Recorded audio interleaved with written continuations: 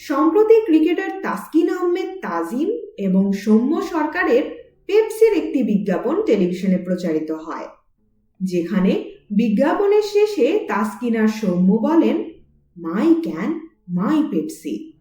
তাসকিন ভাইয়ের একজন ঘনিষ্ঠ বন্ধু বেনজির, তিনি একদিন বাসার নিচের দোকানে গিয়ে দোকানদারকে বললেন, কাকা, তাসকিনের পেপসির নতুন বিজ্ঞাপন দেখছো? দোকানদার বললেন, কোনটা? ওই যে আর ক্যান আর পেপসি। বেনজির ভাইয়া কিছুক্ষণ হাঁ করে তাকিয়ে থাকলেন।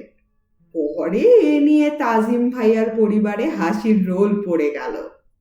শুনছিলেন ফয়সাল রহমান রচিত ছোট্ট একটি গল্প, আর ক্যান আর পেপসি। পাঠে ছিলাম আমি তাফান্নুম তানজিম শিফা।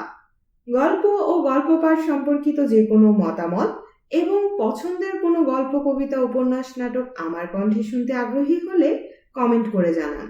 গল্পটি ভালো লাগলে বন্ধুদের সাথে শেয়ার করবেন।